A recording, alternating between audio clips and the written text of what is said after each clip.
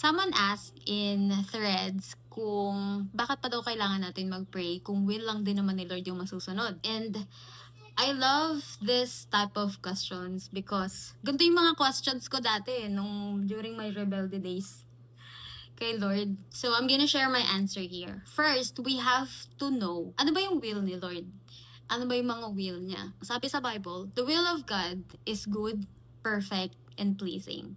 And sabi sa Jeremiah 29:11, the plans I have for you is good, and it will give you hope, and it will give you future. In short, lahat ng will ni Lord ay makakabuti sa atin. Para siyang parent na walang ibang gusto kundi mapaganda yung buhay natin. Maging maayos tayo. Now, bakit kailangan natin mag-pray? One of the purpose ng prayer is presenting your requests kay Lord. So, para siyang meeting between parents and a child. So when we pray, lahat ng mga gusto natin, lahat ng mga kailangan natin, lahat ng mga hinanaing natin sa buhay, binibigay natin yun kay Lord. And through this prayer, makikita ni Lord kung ano yung mga kailangan natin, ano yung mga gusto natin.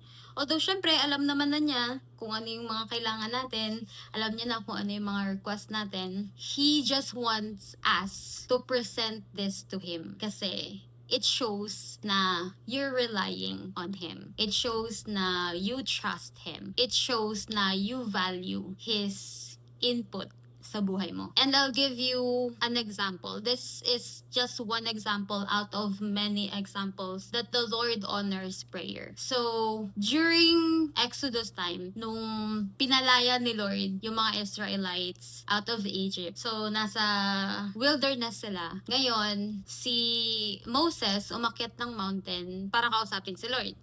And ito yung moment, ito yung time na medyo napatagal si Moses kasi dito na sinusulat ni Lord yung 10 Commandments.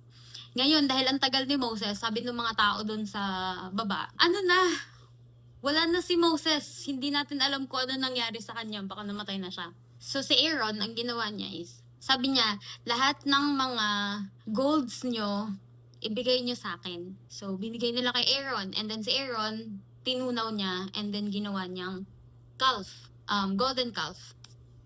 And then, yung mga tao, yun yung sinamba nila. Sabi nila, ito yung gods na naglabas sa atin out of Egypt. So nakita ni Lord, sabi ni Lord kay Moses, bumaba ka na doon kasi yung mga tao, kung ano-ano na naman ginagawa. Sumasamba na naman sa kung ano-ano. Sobrang nagagalit na ako sa kanila. I will destroy them. And sa'yo ako magsisimula ng panibagong tao. Kay Moses daw siya magsisimula ng another generation. Ngayon, ang sabi ni Moses. So, ito yung petition ni Moses. Ito yung prayer ni Moses kay Lord. Na wag mo na silang parusahan.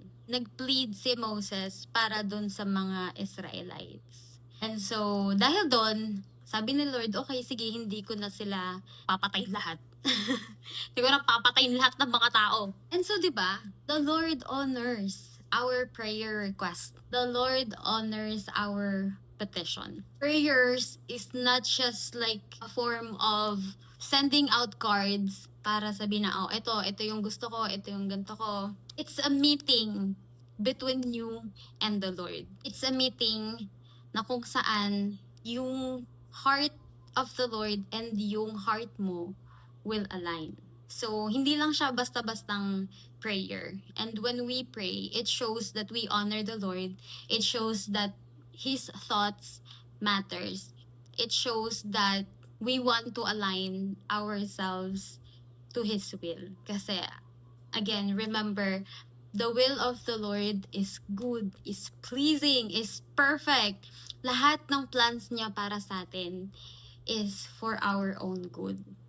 Ngayon, my question to you is, ano yung gusto mong gawin at nahihirapan kang sundin yung will ni Lord? Nahihirapan kang tanggapin kung ano yung will niya? Bakit? Let me know in the comments.